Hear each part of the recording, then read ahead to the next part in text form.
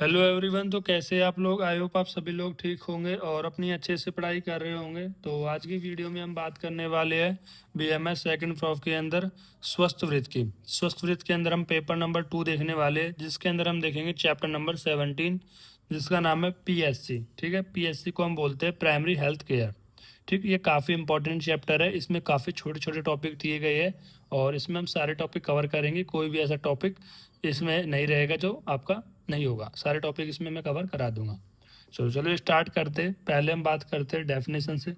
देखो, यहाँ पर जिसकी भी डेफिनेशन दी होती है, आप जैसा लिखी होती है एज इट याद करने की कोशिश करना। अगर आप बनाने की कोशिश करोगे तो वहाँ पर आपके नंबर काट सकते हैं। ठीक है, जैसे मैंने आपको संस्कृत के स्टार्टिंग में बताया था, पेपर 1 के अंदर बताया था कि जैसे WHO की डेफिनेशन होती है।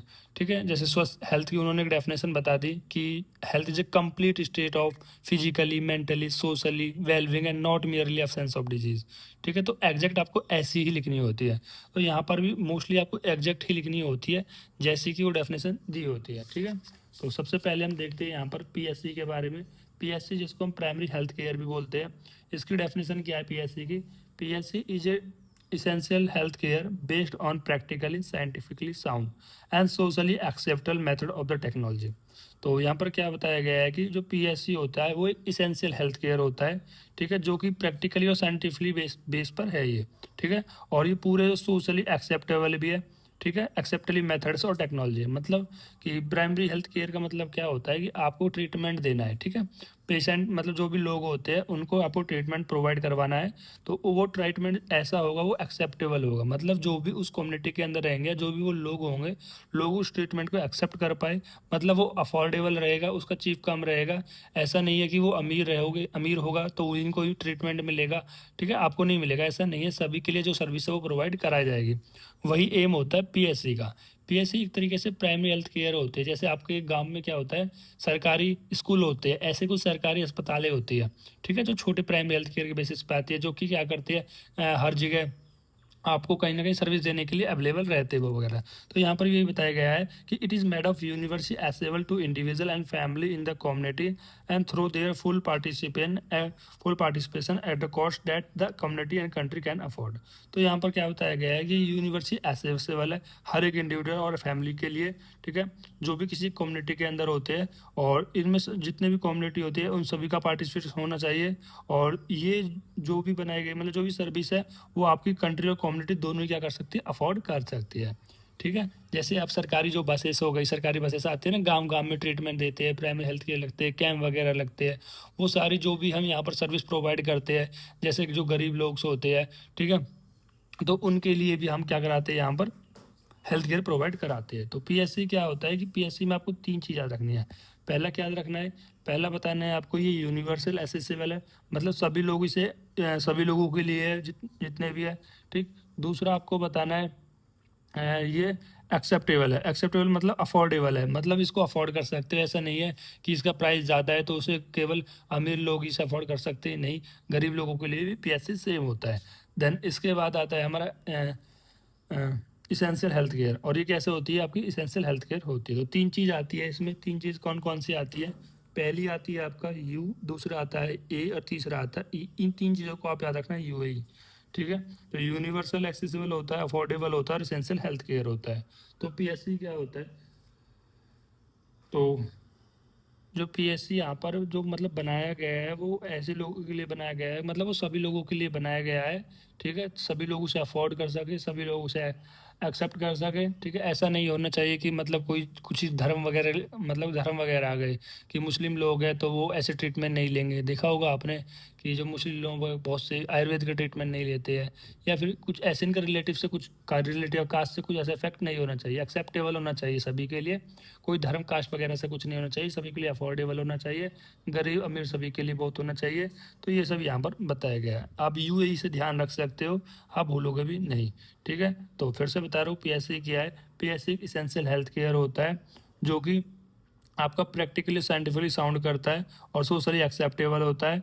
ठीक है, और ये यूनिवर्सल होता है सभी इंडिविजुअल और फैमिली के लिए, कम्युनिटी के अंदर, और इसमें सभी लोगों का पार्टिसिपेट होना चाहिए। और इसमें जो मतलब जो कॉस्ट होती है वो भी कैसे होती है, कम ही होती है, ताकि सभी लोग इसे अफोर्ड कर सकते हैं। ठीक है, अब ये कब आया था जो पीएससी टर्म कब रखा गया था? तो ये जो पीएससी टर्म है ये अल्मा आटा डिक्लेरेशन में एक यहाँ पर कॉन्फ्रेंस हुई थी, जहाँ पर 1978 के अंदर, जहाँ पर इस पीएससी यानी प्राइमरी हेल्थ केयर को रखा गया था। ठीक है, इस पीएससी के नाम को रखा गया था, ये आपको ध्यान रखना है।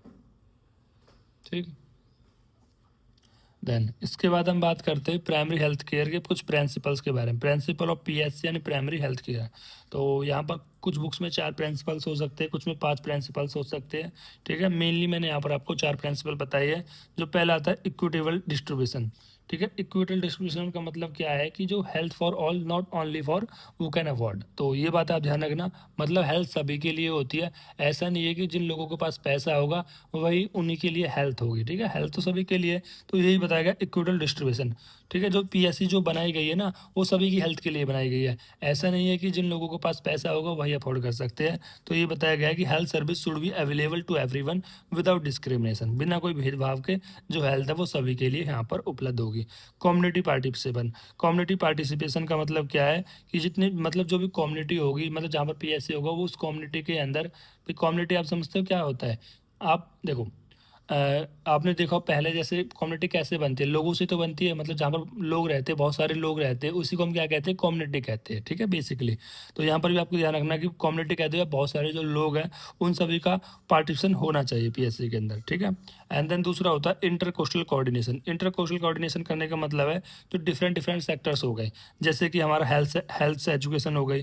भाई अगर आप लोगों को एजुकेशन दोगे, हेल्थ के बारे में एजुकेशन दोगे कि अगर आप यहाँ पर मतलब सेक्सुअल एक्टिविटीज़ करते हो तो इनसे आपको कैसे सेक्सुअल रिलेटेड डिजीज हो सकती है। ठीक है, इन्फेक्शियस डिजीज हो सकती है, या फिर किसी के जैसे कॉमन कोल्ड है तो उस कॉमन कोल्ड की वजह, नॉर्मल कोई भी डिजीज है तो वो कैसे स्प्रेड होती है। ठीक है, स्प्रेडेबल डिजीज हो गई, ठीक है, नॉन स्प्रेडेबल डिजीज हो गई, तो वो सब के बारे में बताना, ताकि ज़्यादा से ज़्यादा लोग हेल्थी रह सके। दूसरा, एग्रीकल्चर से कैसे रह सकते हैं? आजकल एग्रीकल्चर में क्या होता है कि बहुत ज़्यादा इंसेक्टिसाइड, पेस्टिसाइड, फर्टिलाइज़र इनका यूज़ किया जाता है, जिसकी वजह से आपको बहुत सारे रोग होने को देखने को मिलते हैं। ठीक है, ठीक, और सैनिटाइजेशन करने की वजह से भाई लोगों को आप जागरूक करोगे कि आपको जब भी खाना खाना है आपके हाथों को सैनिटाइजेशन करना है। ठीक है, क्योंकि बहुत सारे ऐसे इन्फेक्शन होते हैं जो आपके हाथ पे लग जाते हैं और आपके हाथ के कांटेक्ट के थ्रू वो मुंह में भी आपके चले जाते हैं, जिसकी वजह से आपको डिजीज हो सकती है। तो इनको अगर आप बताओगे तो इनसे भी क्या रह सकते हैं, हेल्थी तो है। भाई अगर आप हेल्थ, एजुकेशन, एग्रीकल्चर, सैनिटेशन और nutrition should be work together, मतलब जितने भी सेक्टर है अगर इनका भी हमें साथ मिल जाता है तो ज़्यादा से ज़्यादा लोग हेल्थी रह सकते हैं। देन आता है एप्रोप्रिएट टेक्नोलॉजी। तो एप्रोप्रिएट टेक्नोलॉजी के अंदर क्या होता है, ये देखो, use affordable, effective and acceptable technology suitable for the local needs. मतलब कि जिनको नीड्स है, अब किसको नीड है, या तो वो बहुत लोग गरीब लोग हैं उनको नीड है, या फिर ऐसे लोग जो ट्राइबल एरियाज पे रहते हैं, पहाड़ी एरिया पे रहते हैं, या फिर ऐसे लोग जहाँ पर सर्विस अभी अवेलेबल नहीं होती है, तो उनके लिए क्या होती है, ये अप्रोप्रिएट टेक्नोलॉजी की तरह होते हैं, क्योंकि वो इसको अफोर्ड कर सकते हैं, मतलब कॉस्टली वगैरह तो नहीं होती है, तो इस वजह से उनको अफोर्ड कर सकते हैं। आपने देखा होगा सरकार ने बहुत ज़्यादा आजकल तो वो भी खुलवाई गई है जो मेडिसिन का है। ठीक है, आयुष्मान कार्ड, आयुष्मान मेडिसिन कौन सा है, वो डिस्पेंसरी है, फार्मेसी की तरह होती है, जनसेवा के जन औसत केंद्र ऐसा ही कुछ है। ठीक है, जिन पे मतलब दवाइयों पे बहुत ज़्यादा आपको छूट भी देखने को मिलती है। मोस्टली इस पर जेनरिक मेडिसिन आपको देखने को मिलेगी। ठीक है, वैसे जो आप मेडिसिन लेते हो एक पेटेंट मेडिसिन होती है, लेकिन पेटेंट और जेनरिक मेडिसिन में कोई डिफरेंस नहीं होता है, फिर भी लोग पेटेंट मेडिसिन को ज़्यादा लेते हैं, क्योंकि डॉक्टर को उनको कमीशन ज़्यादा मिलता है और कंपनी उनसे ही चल रही होती है।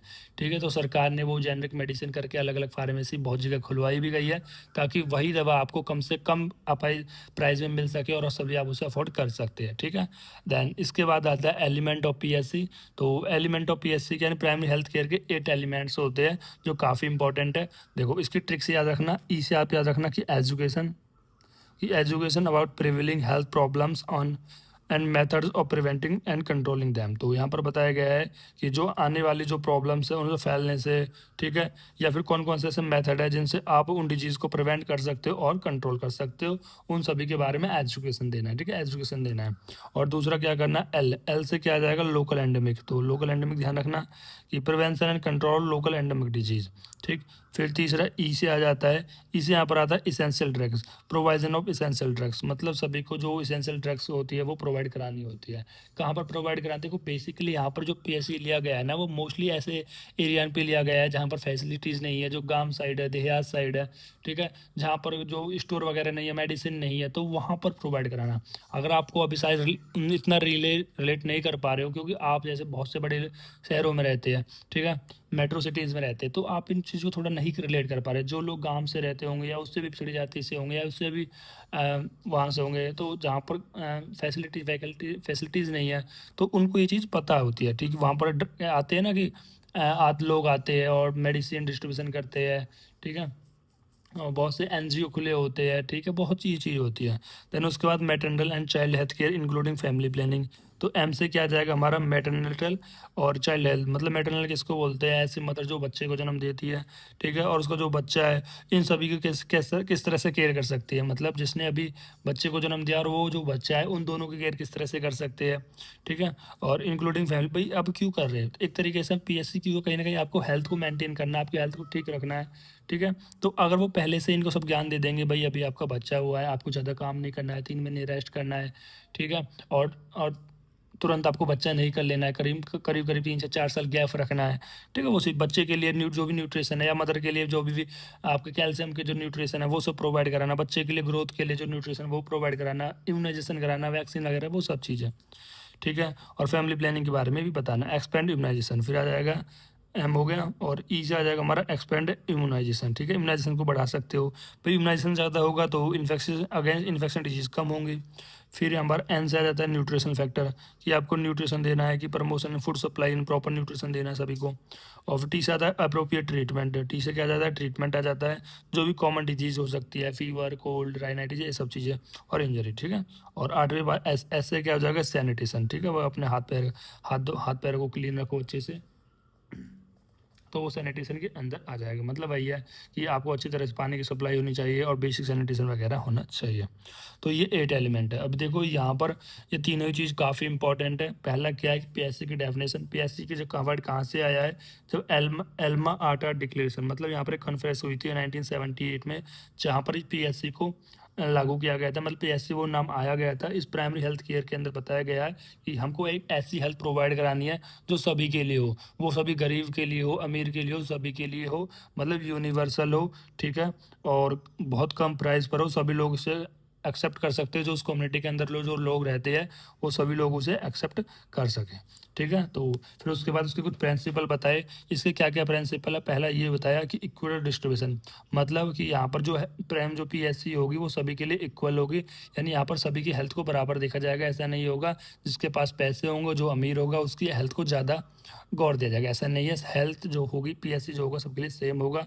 कम्युनिटी पार्टिसिपेट, मतलब जो वहाँ के जो लोग होंगे उन सभी को इसमें पार्टिसिपेट करना चाहिए।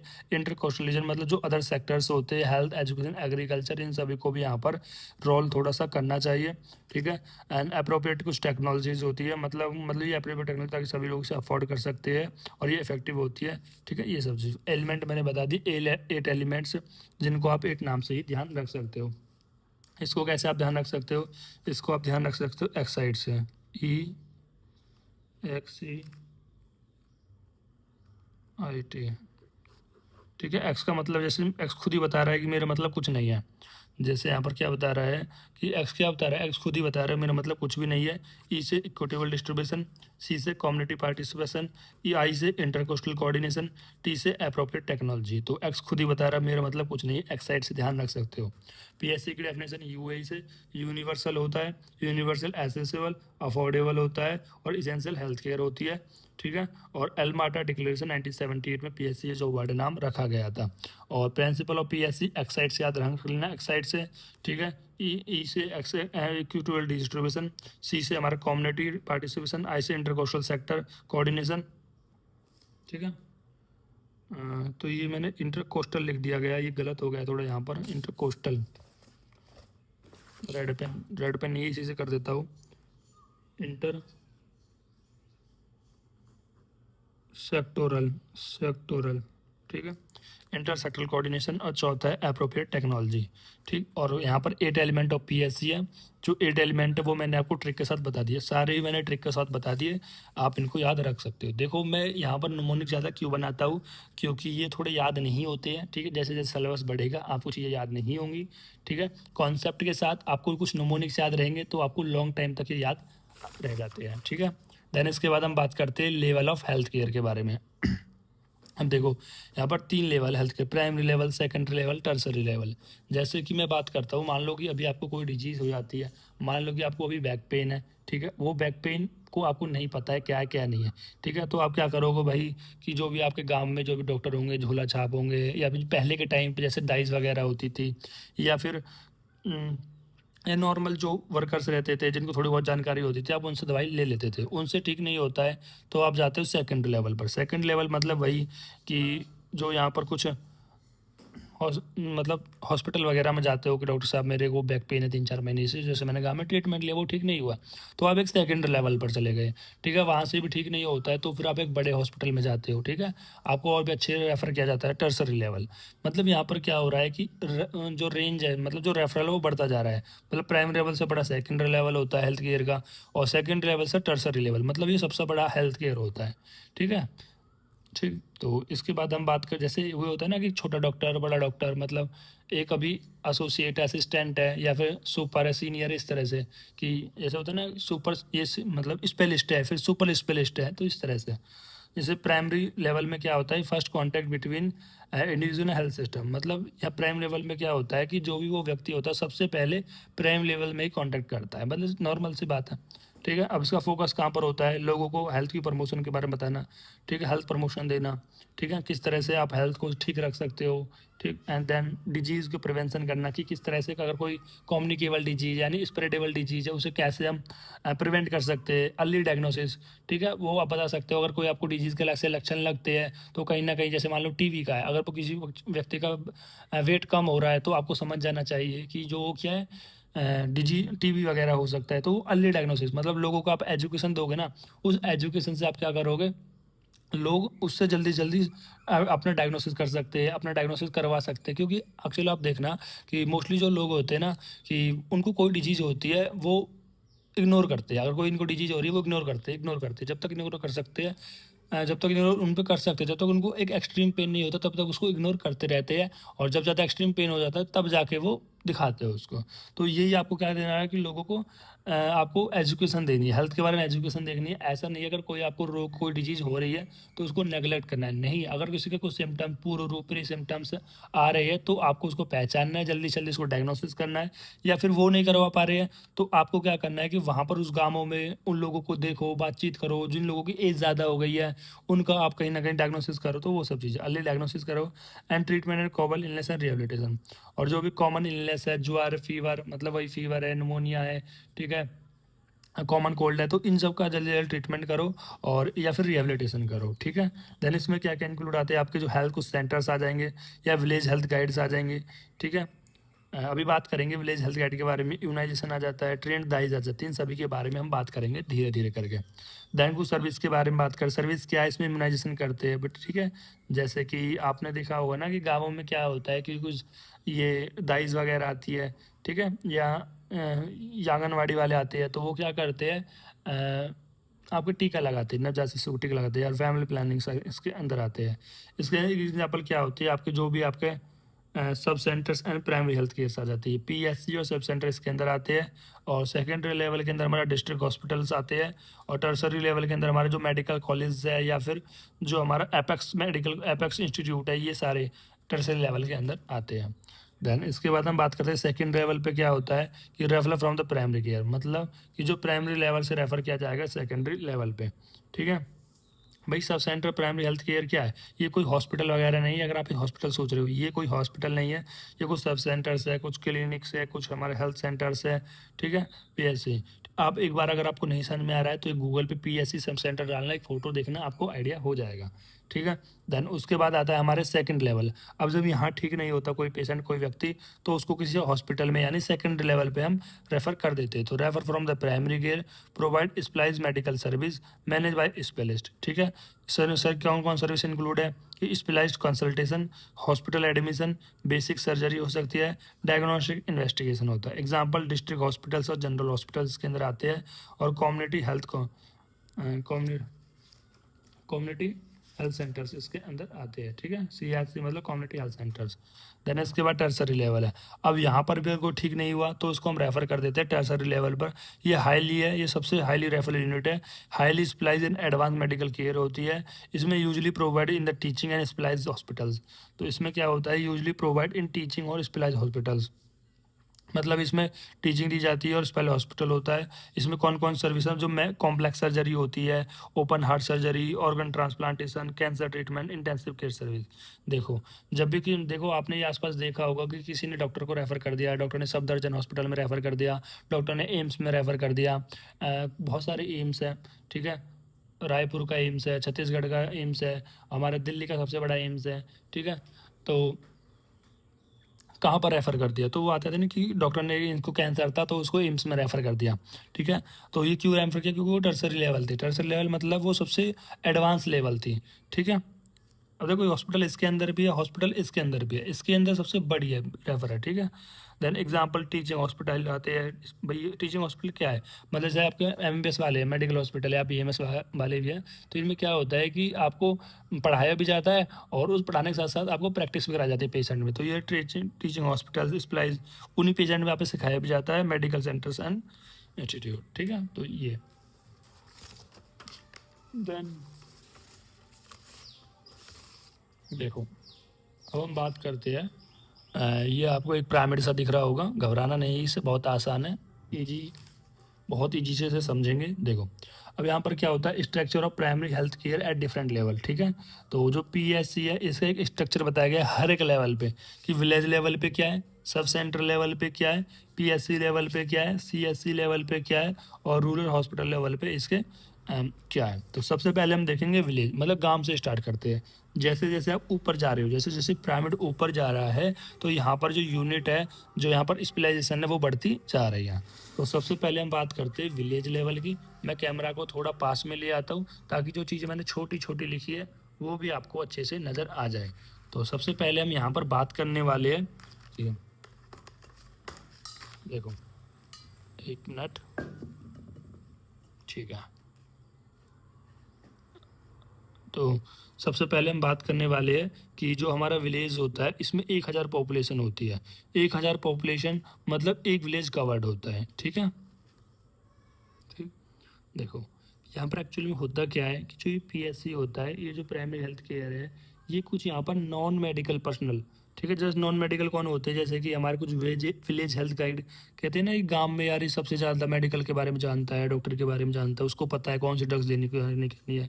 कुछ ट्रेन दाइज हो गए जो डिलीवरी वगैरह कराती थी, कुछ आंगनवाड़ी वर्कर्स हो गए जो यहाँ पर इम्यूनाइजेशन वगैरह करते हैं, कुछ आशा वर्कर्स हो गए। तो ये सभी कहाँ पर होते हैं, ये विलेज के अंदर होते हैं। ठीक है, तो ये आशा वर्कर, आंगनवाड़ी वर्कर, ये सब किसके अंदर होते हैं, विलेज के अंदर होते हैं। देखो PSC ने क्या करा भाई, ये यहाँ पर एक PSC क्या है, देखो एक सिस्टम है, ये एक ऐसा सिस्टम है जो सभी को हेल्थ प्रोवाइड करानी है। और अभी हमारा जो हेल्थ का इतना बड़ा सिस्टम नहीं हुआ है कि जो सभी जगह हेल्थ प्रोवाइड कर सके। और स्पेशली आप देखना कि जब भी कोई डॉक्टर बनता है, वो कभी भी ऐसे पिछड़े पिछड़े वर्ग के अंदर या पिछड़े जाति के मतलब जो भी है, पिछड़ा गाँव है या फिर गाँव इलाके या पहाड़ी इलाके में, कभी अपनी सर्विस देना नहीं चाहेगा, क्योंकि उसको भी वहाँ पता है कि उसको वहाँ पर कोई भी फैसिलिटी नहीं मिलती है। ठीक है, तो वो कोई भी जाना नहीं चाहता है, तो जिसकी वजह से यहाँ पर एक ऐसा स्कीम बनाई गई है ताकि सभी को एक हेल्थ प्रोवाइड हो सके। जैसे गांव है, तो गांव में क्या बना दिया कि PSC ने करा कि ऐसे हम नॉन मेडिकल पर्सनल को हम ले लेते हैं, ताकि जैसे विलेज हेल्थ गाइड हो गया। अब ये विलेज हेल्थ गाइड, इसको हम VHG बोलते हैं, वो क्या करता है कि वर्ल्ड हेल्थ गाइडेंस स्कीम, तो यहाँ पर क्या करते हैं, कुछ एक हेल्थ गाइडेंस की स्कीम होती है जिसके अंडर ये VHG यानी विलेज हेल्थ गाइड काम करता है। क्या होता है, देखो ये जो VHG है शुरू परमानेंट होना चाहिए, मतलब कि कोई भी हम व्यक्ति को ले रहे हैं उस काम के, तो वो हम परमानेंट बनाएंगे। ऐसे नहीं कि 2 महीने के लिए तू बन जाए, 2 महीने के बाद वो बन जाए, नहीं, किसी भी एक इंसान को पकड़ेंगे जो आपको बुद्धिमान सा लगेगा, उसको सिखाया जाएगा कि किस तरह से आपको जो बेसिक ट्रीटमेंट है, जो बेसिक नीड है, उसके बारे में बताना है। कुछ हेल्थ एजुकेशन के बारे में बनाएंगे, जैसे कि यहाँ पर लिखा हुआ पढ़ो, VHG शुड बी परमानेंट होगा ये जो विलेज हेल्थ गाइड है। ठीक है, गाइड से ही नाम समझ रहे हो ना, मार्गदर्शक है वो गाँव का। ठीक है। Local female resident of village training 3 month at PSC, तो वो वहाँ की लोकल फीमेल रेजिडेंट होगी उस विलेज की, ठीक है। और इसको कम से कम 3 महीने की हम यहाँ पर ट्रेनिंग देंगे पीएससी प्राइमरी हेल्थ सेंटर्स में। और उस 3 महीने की ट्रेनिंग के बाद उसे एक सर्टिफिकेट दिया जाएगा। फिर उसके बाद एक किट दी जाएगी, उस किट के अंदर आपको पैरासीटामोल की टैबलेट, मल्टीविटामिन, ठीक है, टिंचर, आयोडीन का टिंचर, ठीक है, प्लास्टिक रोल, कॉटन, बैंडेज, ये सब चीज़ें। भाई अगर किसी की इंजरी हो गई, चोट वोट लग गई, तो कॉटन होना चाहिए, बैंडेज होना चाहिए, और ये जो टिंचर होना, आयोडीन का टिंचर होना चाहिए, ठीक है। या फिर किसी को बच्चे कमजोरी हो रही है तो मल्टीविटामिन दे सकते हो, बुखार वगैरह है तो पीसीएम टैबलेट दे सकते हो, ठीक है। जितनी भी बेसिक बेसिक चीज़ें होती है ऐसी किट प्रोवाइड करेंगे, ठीक है।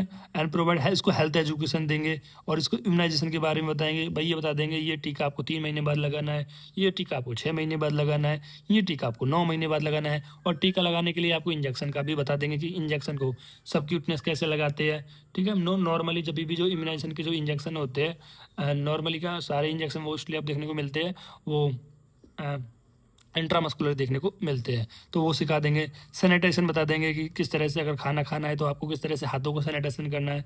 देखो हाथों को भी साफ करने का एक नियम होता है, आप लोगों को नहीं पता है। अगर आप लोगों ने कभी क्लिनिक ज्वाइन किया होगा तो वहाँ पर डॉक्टर को देखना कि वो किस तरह से अपने हाथों को सैनिटाइज करता है। मतलब हाथ सैनिटाइज करने का मतलब ये है कि अपना हैंड वॉश करता है, एक तरीके से आप हैंड वॉश समझिए कि वो किस तरह से हैंड वॉश समझता है। वो बहुत ऊपर तक का हैंड वॉश करता है जब भी वो माइनॉरिटी वगैरह से आता है, ठीक है। एंड देन उसके बाद हाइजीन एंड फर्स्ट एड, ये सारे इसको बताए जाते हैं। ये होगा वीएचजी की बात, ठीक है। अब सैनिटाइजेशन का मतलब आप ये भी समझ सकते हो, जैसे कि कोरोना के अंदर देखा था ना कि जब भी आपको हाथ सैनिटाइज करो वही स्प्रे वगैरह आता है, हाथ को सैनिटाइज कर लिया, या हैंड वॉश से भी आप बेसिकली समझ सकते हो, ठीक। ये हो गया विलेज हेल्थ गाइड, एक पॉइंट हो गया। दूसरा होता है हमारा ट्रेंड दाइज। अब इन दाइज को जो ट्रेंड किया जाता है वो किस लिए ट्रेंड किया जाता है, वो ट्रेंड किया जाता है कि डिलीवरी के लिए, ठीक है। आपने देखा होगा ना गांव में ये दाइज होती है, बिल्कुल ट्रेंड होती है, वो डिलीवरी वगैरह करा देती है, ठीक है। जो लोग जो लोग आप 5.5 साल पढ़ते हैं फिर और 3 साल एमडीएमएस करते हैं, जाके जब गायनेकोलॉजिस्ट बनते हैं, और वहाँ पर गांव में ही जो दाइज होती है वो डिलीवरी करा रही होती है, ठीक है। समझ रहे हो बात को। पहले तो आप देखना वैसे तो ज़्यादातर जो डिलीवरी होती थी वो नॉर्मल होती थी। जैसे जैसे हमारे तरक्की बढ़ी इस मेडिकल लाइन में, बड़े बड़े हॉस्पिटल बने, लोगों ने बिजनेस बनाया बढ़िया। अब आप जब भी देखना जितना बड़ा हॉस्पिटल होगा उसमें ज़्यादा परसेंटेज आपको सर्जन सी सेक्शन के ही होंगे, मतलब सी सेक्शन से ही होंगे, ठीक है। और मान लो कि जितना बड़ा हॉस्पिटल है उसमें 70 से 80% जो डिलीवरी होगी वो सी सेक्शन से हो रही होगी, ठीक है। 20-30% ही नॉर्मल डिलीवरी होगी। और जितना छोटा हॉस्पिटल होगा उसमें ज़्यादा का नॉर्मल डिलीवरी मिलती है, और कुछ हमारे सी सेक्शन भी देखने को मिलता है, ठीक है। उनका सब पीछे का बिजनेस होता है, उनके बारे में भी हम बात नहीं करने वाले। मैं आपको बता रहा ट्रेंड दाइज के बारे में। जो ट्रेंड दाइज है कि फीमेल, मतलब ट्रेंड दाइज के अंदर फीमेल होनी चाहिए, भाई बच्चा डिलीवरी करेगी तो फीमेल फीमेल ही होगी, ठीक है। तो कंडक्ट डिलीवरी इन विलेज, तो डिलीवरी को कंडक्ट कराती है, ठीक है। इन सभी चीज़ों को आप लिख सकते हो, बस एक बार आपको पढ़ने की ज़रूरत है। 3 डे ट्रेनिंग एट पीएससी, तो इन ट्रेंड दाई को भी पीएससी में प्राइमरी हेल्थ सेंटर में आपको 3 डे ट्रेनिंग देनी है, जबकि वीएचजी को आपको 3 महीने ट्रेनिंग देनी थी, ठीक है। मैटरनिटी किट इसको प्रोवाइड करनी होती है। अब मैटरनिटी किट में आपको क्या मिलेगा, किट में क्या मिलेगा आपको, स्टरलाइज गॉज मिलेगा, भाई मतलब जो स्टरलाइज होगा, इन्फेक्शन वगैरह ना हो इसलिए। कॉटन मिलेगा, ब्लेड मिलेगी, थ्रेड मिलेगा, ठीक है, थ्रेड मिलेगा, बॉल सॉप मिलेगी, एंटीसेप्टिक लोशन मिलेगा, ठीक है। वो सारे और भी बहुत सारी बेसिक बेसिक चीज़ इनको प्रोवाइड की जाती है। ये ट्रेंड दाइज हो गई, ठीक है। और तीसरा आता है आंगनवाड़ी वर्कर। आंगनवाड़ी वर्कर क्या है, तो देखो आंगनवाड़ी वर्कर के बारे में बताया गया है वो 10th पास होना चाहिए। कैसे होना चाहिए, और थोड़ा पास ला दो कैमरा को, देखो अभी आंगनवाड़ी जो वर्कर है वो 10th पास लोकल लेडी होनी चाहिए, ठीक है। और इनको प्रोवाइड करना चाहिए बेसिक हेल्थ केयर, ठीक है। बेसिक हेल्थ केयर मदर और चिल्ड्रन के बारे में अंडर 6 ऑफ एज। तो यहाँ पर जो बच्चे 6 साल से नीचे है तो इनको यहाँ पर एक बेसिक हेल्थ केयर हमको प्रोवाइड करने चाहिए। इनको जितने भी हमारा जितने भी इम्यूनाइजेशन वगैरह है, जितने भी मल्टीविटामिन्स है, जो जो भी इनकी ग्रोथ के लिए हो सकते हैं वो आपको कराने चाहिए। And monitor growth of the children, और जो बच्चे की जो ग्रोथ है उसको मॉनिटर करते रहना चाहिए कि इस एज के अनुसार इतना वेट होना चाहिए, इतनी हाइट होनी चाहिए, वो मॉनिटर करना चाहिए। और न्यूट्रिशन को एंड हेल्थ और न्यूट्रिशन भी आपको एजुकेशन, मतलब उस मदर को भी और उस बच्चे को भी आपको हेल्थ और न्यूट्रिशन देता रहना है कि उसकी हेल्थ देखना है, न्यूट्रिशन देखना है, ठीक है। तो ये सब चीज़ें कौन के अंदर आ जाती है, आंगनवाड़ी वर्कर के अंदर आ जाती है। फिर आता है हमारा आशा वर्कर। ये आशा वर्कर क्या होता है, ये भी एक ट्रेंड फीमेल्स होती है जो हमारे कम्युनिटी और हेल्थ वॉलंटियर के बीच में, ठीक है। मतलब ये आशा वर्कर क्या करते हैं कि जो भी हमारा होता है यहाँ पर वो सारी जो जानकारी वो किसको देती है, PSN प्राइमरी हेल्थ सेंटर को देखती है। ये लिंक होता है हमारा कम्युनिटी और हेल्थ सेंटर के बीच में, ठीक है। और आशा वर्कर के बारे में और भी कुछ आप लिख सकते हो, ठीक है, इतना भी नहीं तो काफ़ी है। तो विलेज लेवल पे हमने क्या देखा, पहला हमने विलेज हेल्थ गाइड देखा। विलेज हेल्थ गाइड क्या करता है, ये वर्क करता है हमारे एक हेल्थ गाइड स्कीम के अंडर। जो ये स्कीम क्या होती है कि इसमें एक VHG को परमानेंट लेते हैं, मतलब एक व्यक्ति को परमानेंट लेते हैं, इसको और 3 महीने सिखाते हैं, फिर इसको एक किट प्रोवाइड करी जाती है, ठीक। फिर आता है हमारा ट्रेन दाइज, इनको 1 महीने सिखाया जाता है, वो डिलीवरी कंडक्ट कराती है, ठीक है, और फिर इनको किट दी जाती है। देन उसके बाद आती है आंगनवाड़ी, ये 10th पास लेडी होनी चाहिए, और इसको जितनी भी बेसिक हेल्थ केयर की नॉलेज है वो सभी देनी चाहिए, ठीक है। ये क्या करते हैं, मतलब बेसिक हेल्थ केयर मदर, मतलब ये कि आंगनवाड़ी वर्कर क्या करते हैं, ये बेसिक हेल्थ केयर प्रोवाइड करते हैं मदर को, और जो बच्चा 6 साल से कम है उन सभी को ये बेसिक हेल्थ केयर प्रोवाइड करते हैं, और ये मॉनिटर करते हैं बच्चे की ग्रोथ को, ठीक है। देन उसके बाद आशा वर्कर आ गई, तो ये भी ट्रेंड फीमेल्स होते हैं कम्युनिटी और हेल्थ वॉलंटियर के अंदर, इनका लिंक होता है हमारे कम्युनिटी और हेल्थ सिस्टम से, ठीक है। देन अब आता है हमारा विलेज लेवल के बाद सब सेंटर लेवल। अब सब सेंटर लेवल में ANM आता है, MPW आता है। यहाँ पर क्या था, विलेज के अंदर आशा था, ठीक है, आशा। और आशा आपकी फुल फॉर्म पता है आपको, आशा की फुल फॉर्म नहीं पता है तो आप लिख लेना, अगर आपके पास कहीं नोट्स में जगह है थोड़ी बहुत। तो आशा की फुल फॉर्म होती है एक्री एक्रीडिटेड सोशल वर्क एक्टिविस्ट, ठीक है। देन इसके बाद हम बात करते हैं, ये विलेज लेवल की बात हो गई, इसमें आशा आ गई AWW का मतलब होता है आंगनवाड़ी वर्कर। अब आता है हमारा सब सेंटर। तो सब सेंटर की बात करते हैं अब यहाँ पर हम, देखो सब सेंटर में बताया गया है 4 से 6 sub centre under each PSC। हर एक PSC के अंदर 4 से 6 सब सेंटर आते हैं, समझ रहे बात को, कि एक PSC के अंदर कितने सब सेंटर आते हैं, 4 से 6 सब सेंटर आते हैं, ठीक।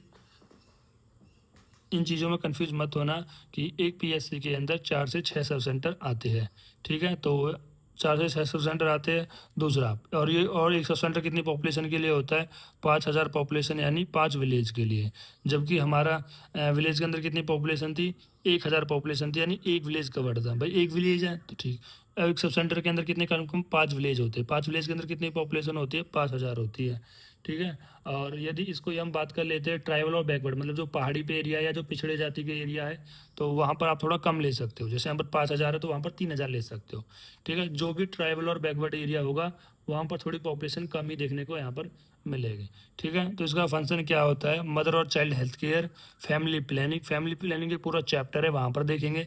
इम्यूनाइजेशन भी एक चैप्टर है। स्टाफ, यहाँ पर क्या होता है, देखो स्टाफ के बारे में बात करते हैं, एक हेल्थ वर्कर मेल होता है, एक हेल्थ वर्कर फीमेल होती है, ठीक है। और 1 वॉलंटियर वर्कर होता है, और एक हेल्थ असिस्टेंट फीमेल होती है। यानी कि सब सेंटर लेवल पर उन्होंने बताया ANM कौन सा होता है, आपने देखा होगा कि नर्सिंग के कोर्स होते हैं, ANM auxiliary nursing midwife, GNM, ठीक है। तो ANM 3 साल का, GNM 2 साल का, ठीक है। तो ये सब चीज़ है। तो ये ANM, तो इस सब सेंटर लेवल पे क्या होती है, एक हेल्थ वर्कर मेल होता है, एक हेल्थ वर्कर फीमेल होती है, एक वॉलंटियर वर्कर होता है, एक हेल्थ असिस्टेंट फीमेल होती है, ठीक। इतना आपको ध्यान रखना है। देन इसके बाद हम बात करते हैं PSC लेवल पर। PSC लेवल पर क्या होता है, एक मेडिकल ऑफिसर होता है, यानी प्राइमरी हेल्थ केयर लेवल पर क्या होती है कि जो प्री PSC है वो 30,000 पॉपुलेशन के लिए, यानी 30 विलेज को कवर करती है, ठीक है। तो एक PSC कितना होता है, 30,000 पॉपुलेशन के लिए 30 विलेज का, समझ रहे हो, यानी एक डॉक्टर है इतनी पॉपुलेशन के लिए। इसका फंक्शन क्या है, ये जितने भी 8 इसेंशियल एलिमेंट थे प्राइमरी हेल्थ केयर के, इसके फंक्शन होते हैं। और एग्जाम में PSC आता है तो केवल ये नहीं लिखना है, इन 8 पॉइंट को भी आपको एक्सप्लेन करना होगा, ठीक है। एलिमेंट से याद रख लेना, ELE में अगर मैं आगे आपसे पूछता हूँ कि 8 एलिमेंट कौन कौन से थे, तो आपको याद होना चाहिए कौन कौन से थे। तो E से आप याद रखोगे एजुकेशन, ठीक है। L से आप क्या करोगे, जो लोकल एंडेमिक है, ठीक, मतलब जो भी लोकल एंडेमिक डिजीज है, ठीक है। फिर E आ जाता है हमारे पास, E से आपको इसेंशियल ड्रग्स, फिर M आ जाता है, M से मैटरनेटल एंड चाइल्ड हेल्थ केयर, और देन इसके बाद E फिर से E आ जाता है। तो इसमें याद रखना है आपको एक्सपेंड इम्यूनाइजेशन, फिर N आ जाता है न्यूट्रिशन, फिर T आ जाता है ट्रीटमेंट, और फिर आपका ऐसा जाता है बेस्ट सैनिटेशन। तो इस तरह से आपको ये 8 पॉइंट यहाँ पर लिख देने हैं। फिर यहाँ पर PSC के अंदर हम स्टाफ की बात करते हैं, तो ये डिपेंड करता है डिलीवरी लोड। मतलब कितनी डिलीवरी होती है, मतलब दो प्रकार की है। एक ऐसा है जहाँ पर 20 से ज़्यादा डिलीवरी होती है, एक ऐसा है जहाँ 20 से ज़्यादा कम डिलीवरी होती है। ठीक है, जहाँ पर 20 से कम डिलीवरी होती है तो type A primary health care, मतलब एक ऐसा पीएससी जहाँ पर 20 से कम डिलीवरी होती है, और दूसरा टाइप बी जहाँ पर 20 से ज़्यादा डिलीवरी होती है। तो टाइप ए हो गया और टाइप बी हो गया। ठीक है, अब देखो यहाँ पर डिलीवरी कम हो रही है तो 13 वर्कर की ज़रूरत होती है, और डिलीवरी ज़्यादा हो रही है तो एक एक वर्कर की ज़्यादा ज़रूरत होती है। तो वो कौन सा वर्कर होता है, वो नर्स, जो नर्स होती है इस टाइप वी जहाँ पर 20 से ज़्यादा डिलीवरी होती है तो एक ज़्यादा चाहिए होती है, और सभी सेम होती है। तो देखो पीएससी लेवल पे क्या होना चाहिए, एक मेडिकल ऑफिसर होता है। ठीक है, और मतलब इस जहाँ पर डिलीवरी 20 से कम हो रही है ज़्यादा हो रही है, दोनों पे एक मेडिकल ऑफिसर होता है, फार्मिस्ट होता है एक। लेकिन नर्स कह रहा है कि जहाँ पर 20 से ज़्यादा डिलीवरी होती है वहाँ पर एक नर्स ज़्यादा होती है, यानी यहाँ पर 3 तो यहाँ पर 4। ठीक है, इस तरह से। देन तो फिर इसके बाद आ जाता है हमारा कि हेल्थ वर्कर, कि एक हेल्थ वर्कर की बात करते हैं। एक हेल्थ वर्कर होता है, और मतलब ये हेल्थ वर्कर फीमेल होती है। यहाँ पर क्या है, हेल्थ वर्कर फीमेल होती है।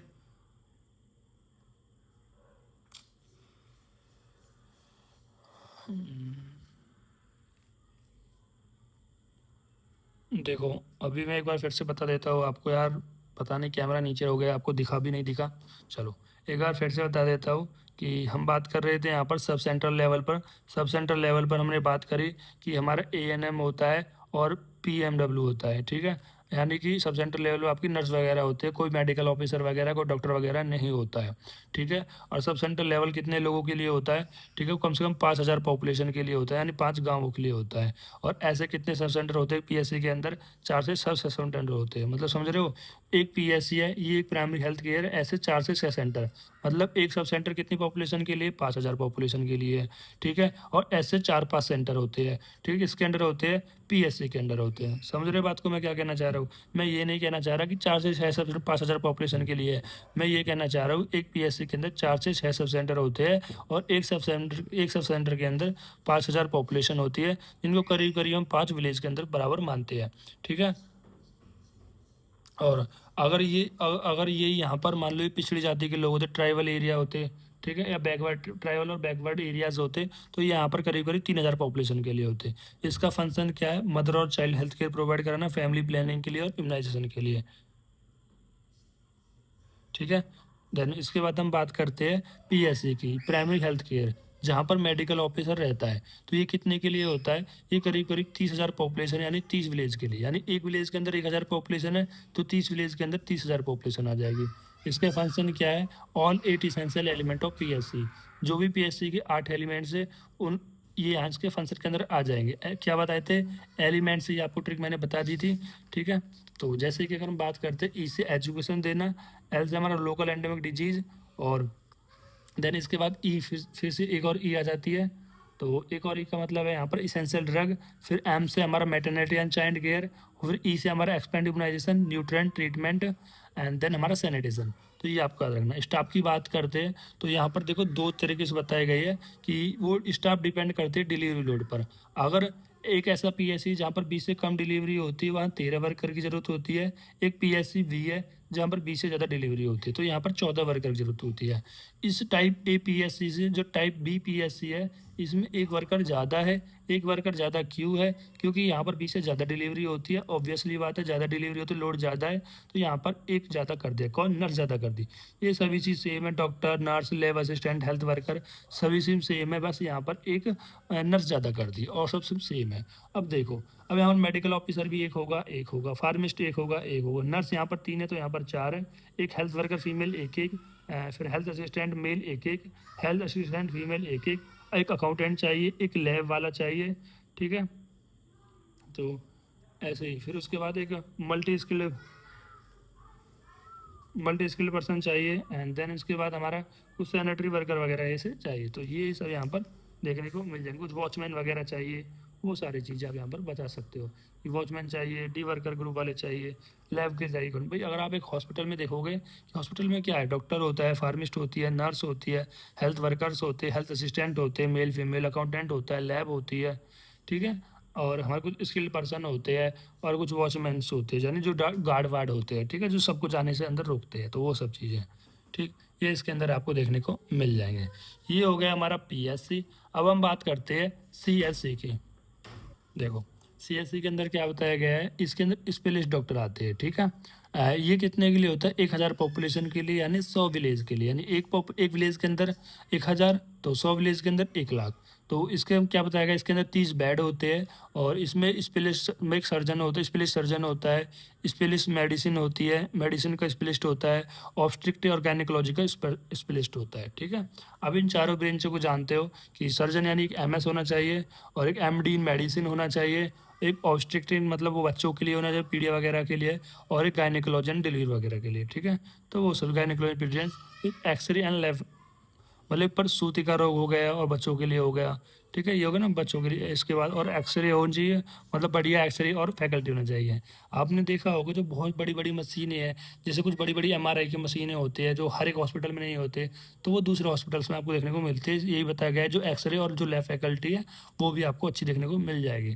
रेफर स्टेट लेवल हॉस्पिटल, अब मतलब इसमें क्या है कि स्टेट लेवल हॉस्पिटल से सीधा आपको यहाँ पर रेफर किया होगा। मतलब इसको आप मतलब इनको आप सिटी लेवल हॉस्पिटल रेफर कर सकते हो। इसके स्टाफ की बात करते हैं तो इसमें टोटल 25 स्टाफ होते हैं, तो जिनके अंदर 4 मेडिकल ऑफिसर होते हैं, 7 नर्स होते हैं, ठीक है। तो 4 मेडिकल ऑफिसर कौन कौन से, फिजिशियन, सर्जन, पीडियाट्रिशियन और ऑब्स्टेट्रिशियन, ठीक है। 7 नर्स होती है। इसके अलावा और भी आप ले सकते हो कि भाई फार्मिस्ट होते हैं, ठीक है, लैब असिस्टेंट होते हैं, ठीक है, और कुछ रेडियोग्राफर्स होते हैं, वार्ड बॉयज़ होते हैं, धोबी होते हैं, स्वीपर्स होते हैं, ठीक, और चौकीदार होते हैं। तो वो सब आप लिख सकते हो, जो इतना मायने नहीं रखता, ये 2 चीज़ रखते मैंने बता दिया, ठीक है। तो ये आप याद रखना, सीएस यानी कम्युनिटी हेल्थ सेंटर्स के। देन उसके बाद सबसे जो ऊपर लेवल है वो होता है रूरल हॉस्पिटल लेवल। ये हाईएस्ट रेफरल यूनिट होती है रूरल एरियाज़ के अंदर, ठीक है। ये provide specialise service, advance diagnostic centre होते हैं इसके अंदर, और इसके अंदर 1.5 लाख से भी ज़्यादा पॉपुलेशन हो सकती है। तो ये होता है हमारा रूरल हॉस्पिटल्स लेवल, ठीक है। इतना आपको समझ में आ गया होगा। दैन इसके बाद हम बात करते हैं हमारे नेक्स्ट टॉपिक की, जो हमारा वॉलेंट्री हेल्थ एजेंसी एनजीओ, ठीक है। तो देखो वीडियो काफ़ी बड़ी हो गई है, अब मैं आपको हर एक चीज़ समझाने की कोशिश कर रहा हूँ, जिसकी वजह से वीडियो थोड़ी बड़ी होती जा रही है, ठीक है। तो मैं चाहता तो आपको जल्दी से भी कवर करा सकता था, लेकिन इसके पीछे का ये रीज़न है कि आपको सभी चीज़ें समझ में आनी चाहिए।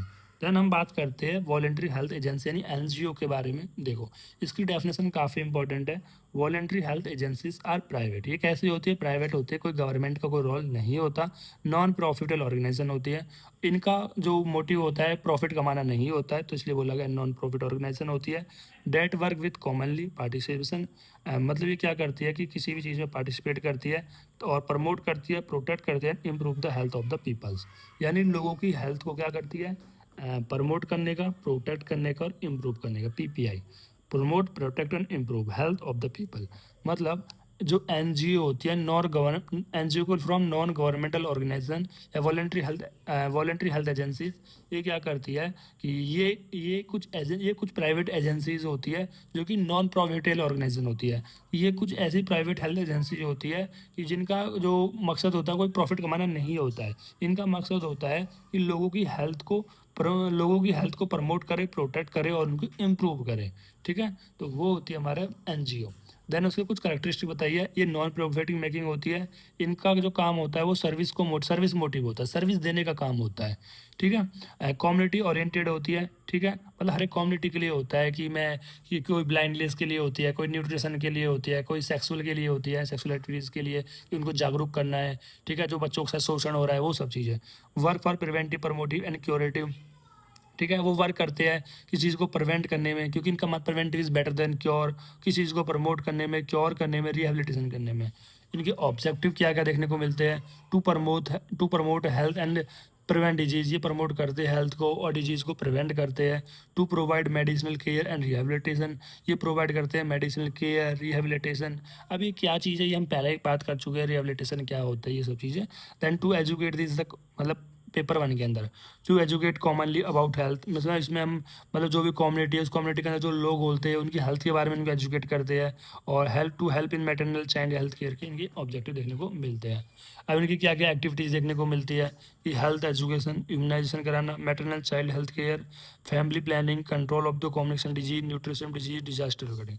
देखो जो एनजीओ होते हैं ये ऐसा नहीं है सारे एक ही काम कर देते हैं, ये एनजीओ अलग अलग प्रकार के होते हैं। जैसे मान लो कोई भी ऐसा व्यक्ति है जिसका इच्छा है कि वो सर्विस दे, कि वो लोगों को सर्विस दे, ऐसे लोगों को सर्विस दे जो अफोर्ड नहीं कर सकते, वो लोगों की मदद करना चाहते हैं, उनके पास अच्छा खासा पैसा है, तो वो बनाएंगे एक नॉन गवर्नमेंटल एजेंसी जो कि क्या करेंगे उनकी हेल्थ के लिए। मान लो कि किसी ने ब्लाइंडनेस प्रोग्राम बना दिया, ब्लाइंडनेस प्रोग्राम के अंदर वो क्या करेंगे, जितने भी ऐसे व्यक्ति है जो ब्लाइंड हो चुके हैं उनको वो कहीं ना कहीं हेल्प करेंगे, या फिर जो व्यक्ति ब्लाइंड होने की कगार पे है उनकी वो ट्रीटमेंट वगैरह करेंगे, उनको रोकने का काम करेंगे, या पहले से ही देखेंगे कि किन किन बच्चों की जो रेफ्रैक्टिव एरर है वो कम हो रही हो तो उसको रोकने के काम करेंगे।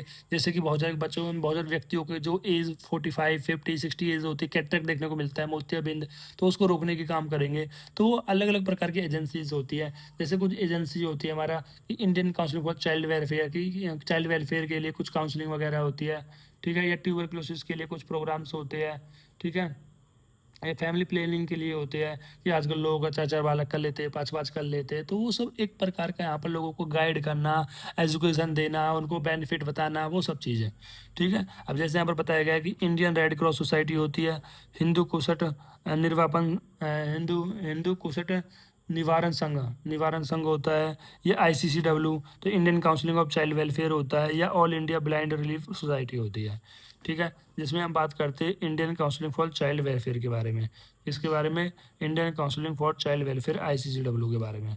तो ये क्या है, एक वॉलेंट्री ऑर्गेनाइजेशन होती है जो वर्किंग करती है इस वेलफेयर के लिए एंड डेवलपमेंट ऑफ चिल्ड्रन के लिए, ठीक है, for the welfare and development of children के वेलफेयर और डेवलपमेंट के लिए यहाँ पर ICCW यानी Indian council of child welfare काम करती है, इस ऑर्गेनाइजेशन बनाया गया। जैसे इसका इंट्रोडक्शन बताया गया, ये एस्टिमेट 1952 में थी, एक voluntary and non profit organisation होता है। इसका ऑब्जेक्टिव क्या करता है, to promote the welfare of the children, to protect children rights and interest है, मतलब बच्चों को प्रोटेक्ट करना, उनके अधिकार को, उनके इंटरेस्ट को, ठीक है। अब ऐसा क्यों बोला गया है कि देखो आजकल जो माता पिता है वो अपने अकॉर्डिंग क्या है, मेरा बच्चा डॉक्टर बनेगा, मेरा बच्चा इंजीनियर बनेगा, तो एक फोर्सफुली इनके दिमाग में फीड कर देते हैं, जबकि बच्चे को एक स्पोर्ट्समैन बनना था, एक कोई और भी कोई एक्टिविटी करनी थी, लेकिन एक मतलब तुम फैमिली प्रेशर की वजह से, पेरेंट्स प्रेशर की वजह से यहाँ पर देखने को मिलता है। तो उनको प्रोटेक्ट करना है उस चीज़ से, to provide opportunity for the physical mental and, मतलब इनको यहाँ पर अपॉर्चुनिटी देनी है कि physically mentally moral and social development of children, कि बच्चे को सभी तरीके से डेवलपमेंट हो सके, ऐसे अपॉर्चुनिटी देनी है। To promote family life and child care, उनकी प्रमोट करना फैमिली लाइफ को एंड चाइल्ड केयर को। मेजर एक्टिविटीज़ जैसे कि runs and guidance and clinical counselling centres, provide non institutional service, organise adaptation service, ठीक है, मतलब एडेप्टेशन सर्विस भी आपको ऑर्गेनाइज करा सकते हैं कि जिसमें मैं जब तक वो बच्चे चाहिए तो वो सब चीज़। Provide care for children in need of the care protection, focus area कहाँ पर है, health nutrition education protection development participation. देखो आप इनमें से और भी 2-4 उनको भी आप पढ़ सकते हो अपनी बुक वगैरह से, उनको आप थोड़ा बहुत लिख सकते हो, ठीक है। ये भी इतना भी जो मैंने बताया ये भी मोर देन इनफ है, ठीक है। देन इसके बाद हम बात करते हैं रोल ऑफ आयुर्वेद से पहले हेल्थ इंश्योरेंस की बात कर लेते हैं, छोटा सा हेल्थ इंश्योरेंस है। अब देखो हेल्थ इंश्योरेंस के बारे में मैं ज़्यादा बात नहीं करूँगा, क्योंकि हेल्थ इंश्योरेंस एक ऐसी चीज़ है जिसके बारे में आपको सभी को जानकारी होनी चाहिए, ठीक है, बेसिक नीड है, ठीक है। इस हेल्थ इंश्योरेंस के बारे में मुझे भी जानकारी नहीं थी, मैंने बहुत यूट्यूब से इसके बारे में छाना है, ठीक है, कुछ पॉलिसी बाजार के कुछ मेंबर से, ठीक है, मतलब उनसे कॉन्टैक्ट किया है, वो घर आए थे, मेरे को समझाया वो सब चीज़ें, तो जिसकी वजह से मैंने अपने मम्मी पापा का उन सभी का इंश्योरेंस करवाया है। और ये जो हेल्थ इंश्योरेंस है वो आज की नीड है, सभी को करवाना चाहिए। मैं ये नहीं कह रहा पॉलिसी बाजार से करवाए, किसी से भी करवा सकते हो, मैंने आपको अपना ओपिनियन बताया है, ठीक है। अब देखो हेल्थ इंश्योरेंस क्या है, कुछ हमारी सरकार ने भी हेल्थ इंश्योरेंस स्कीम लाई है, जैसे कि आयुष्मान भारत लाई है, या प्रधानमंत्री जन आरोग्य योजना जिसको हम PMJ बोलती है, तो ये सभी लाए गए हैं। ये यूनिवर्सल एसेस होती है जिनसे हम सेकेंडरी और टर्सरी केयर की सर्विस ले सकते हैं, मतलब वही बड़े बड़े हॉस्पिटल की हम यहाँ पर सर्विस हमको मिल सकती है फ्री ऑफ कॉस्ट, अगर आप यहाँ पर इनको इंश्योरेंस वगैरह लेते हो तो। ये सरकार के लाए गए हुए हैं, ठीक है। कुछ प्राइवेट कंपनीज के भी होते हैं, ठीक है, सर आदित्य बिरला हो गया, HDFC अर्गो हो गया, ICC लोम्बार्ड हो गया, ठीक है, ठीक है, और ब्लू स्टार हो गया, ठीक है, और नेवी वोपा हो गया। देखो मुझे काफ़ी याद हो गए हैं। ठीक है, तो ये सभी क्या है कि कुछ प्राइवेट एजेंसीज वगैरह होती है, प्राइवेट कंपनीज होती है, जो आपसे एनुअली साल का कुछ रुपए पे करवाती है और उसके बाद आपको वो कुछ पे करती है। अब इसमें क्या है कि कुछ कुछ ऐसे कंपनीज होती है जो आपसे 100% आपका मतलब क्लेम फ्री कर देगी। मतलब आपको अगर एक बार 100% कहने का मतलब है कि वो ट्रीटमेंट का सारा खर्चा उठाती है। कुछ कंपनी है कि वो बोलते हैं कि नहीं 80% हम उठाएंगे, 20% आप देना। कुछ कंपनी ऐसे बोलते हैं कि जो हॉस्पिटल हमारे सेंटर्स के अंदर आएंगे, ये हॉस्पिटल हमारे सेंटर के अंदर आएंगे, इनके अगर आप सर्विस करवाओगे तो हम 100% देंगे, नहीं तो हम 100% नहीं देंगे, या फिर हम देंगे ही नहीं। ठीक है, या फिर कुछ इनके अलग अलग रूल्स होते हैं कि अगर मान लो किसी के अल्कोहल की वजह से कुछ एक्सीडेंट वगैरह होता है तो उसमें वो क्लेम नहीं करते हैं। ठीक है, अलग अलग रूल्स होते हैं। तो वो सब चीज़ें आप पढ़ सकते हो, अपने बुक से पढ़ सकते हो। ठीक है, अब हेल्थ इंश्योरेंस का मैं वो कोई डिटेल आपको नहीं बताने वाला हूँ। बस यही है कि अगर आपको हेल्थ इंश्योरेंस करवाना है तो एक बार ज़रूर देखना हेल्थ इंश्योरेंस के बारे में। काफ़ी बेटर होता है। आज भी बहुत कम उन्होंने हेल्थ इंश्योरेंस के बारे में जानकारी है, और बहुत कम उन्हें करवाया भी है। ठीक है, तो आप सभी को हेल्थ इंश्योरेंस कराना चाहिए। मैं कोई हेल्थ इंश्योरेंस का वो नहीं, फिर भी मुझे ऐसा लग रहा है जैसे मैं आपको अपनी कुछ स्कीम वगैरह बेच रहा हूँ। चलो, अब हम बात करते हैं role of Ayurveda in PHC. तो आयुर्वेद का क्या रोल होता है आपका प्राइमरी हेल्थ केयर में? देखो, प्राइमरी हेल्थ केयर में आयुर्वेद का क्या रोल है, आप एक ही चीज़ जानते हो। हमारा जो आयुर्वेद है वो क्या करता है, किसी किसी डिजीज़ को होने ही नहीं देता है। हमारा जो आयुर्वेद है वो किसी डिजीज़ को होने ही नहीं देता है। ठीक है, तो मतलब, या फिर दूसरा ये भी जानते हो कि जो आयुर्वेद है वो बिल्कुल रूट कॉज पे काम करता है। ठीक है, भाई आयुर्वेद में क्या है, आपका दिनचर्या है, अगर आपका ऋतुचर्या है, अगर आप इन चीज़ों को रखोगे तो आपको डिजीज़ नहीं होगी। आप योग करोगे तो आपको कोई डिजीज़ नहीं होगी। समझ रहे बात को? तो पहले देखो, how Ayurveda help in PSC. तो कैसे हेल्प करता है? Promote health and prevent disease. तो ये क्या करता है? हेल्थ को प्रमोट करता है और डिजीज को प्रिवेंट करता है। Treat common illness with simple and safe remedies. वही है कि जुकाम हो गया है तो काढ़ा पी लेना है, गरम गरम वो पी लेना है, वो सब चीज़ें वो बताया गया है। Strength immunity and improve resistance. ये हमारी इम्यूनिटी सबसे बेस्ट होता है, आपकी इम्यूनिटी को बढ़ाता है। भाई कोई डिजीज छोटे मोटे जो आपको जुकाम होते हैं, बार बार जुकाम हो रहा है, बार बार खांसी हो रही है, वो क्यों हो रही है? कहीं ना कहीं आपकी इम्यूनिटी कमजोर हो रही है। जैसे मान लो कि कोई भी आपकी बॉडी में एंटीजन आ रहा है, एंटीजन इन द सेंस कुछ भी हो सकता है, वो आपकी बॉडी में आया, आपकी बॉडी को ऐसी आदत ही नहीं है, तो आपकी बॉडी क्या करेगी? ज़्यादा रिस्पॉन्स दिखाएगी। ज़्यादा रिस्पॉन्स दिखाएगी तो जो म्यूकस है जो ज़्यादा सिक्रेट होगा, कॉन्स्ट्रिक्ट होगा, तो कहीं ना कहीं ये सारी आपको प्रॉब्लम देखने को मिल सकती है। एलर्जेंस कफ देखने को मिल सकता है। ठीक है, वो सब चीज़ें। ठीक है, अगर आपकी इम्यूनिटी मजबूत होगी तो ये सब चीज़ क्या रहेगी, इनसे कोई फ़र्क भी नहीं पड़ेगा। तो ये छोटी मोटी डिजीज आपको देखने को नहीं मिलेंगे। ठीक है, आमल की रसायन का सेवन कर सकते हो। ठीक है, आप रोज़ त्रिफला का सेवन कर सकते हो। improve resistance, तो encourage healthy lifestyle and community participation, and cost effective locally available to eco friendly complement modern and medicine referral system। ठीक है, स्पेसिफिक रोल बताते हैं। पहला होता है हेल्थ प्रमोशन। भाई हेल्थ प्रमोशन में कैसे, यदि आप प्रमोट करते हो दिनचर्या ऋतु, अगर आप कहते हो कि अगर आप दिनचर्या ऋतुचर्या का पालन करोगे, मतलब इसका प्रमोशन कर रहे हो, तो आप ऐसे ही हेल्थी रहने वाले हो। Advocate balance diet yoga and exercise. भाई आपको बैलेंस डाइट बता दो कि जो वात पर्सन है इतना खाएगा, पित्त वाला इतना खाएगा, कब्ज वाला इतना खाएगा, किस किस टाइम आपको योग करना है, कौन सा योग आपकी बीमारी के अनुसार नहीं करना है, कौन सा करना है। एक्सरसाइज बता दो, कितनी कैलोरी आपको बर्न करनी है, कितनी कैलोरी बर्न नहीं करनी है। भाई अगर ज़्यादा मोटा होगा तो ज़्यादा कैलोरी बर्न कराएंगे, और कम पतला, अगर पतला होगा तो ज़्यादा कैलोरी बर्न नहीं कराएंगे। अगर ऋतु ज़्यादा हो रही है, मतलब सॉरी, अगर ग्रीष्म ऋतु है तो कम मेहनत कराएंगे, अगर ठंडी ऋतु ज़्यादा मेहनत कराएंगे। तो encourage mental wellbeing through the medicine and good habit. तो यहाँ पर इसको इंकरेज करेंगे मेंटल वेलबींग को मेडिसिन के थ्रू, गुड हैबिट्स के थ्रू, मतलब उसमें अच्छी आदतें impart impart health education based on the Ayurvedic principle, वो सब चीज़ें।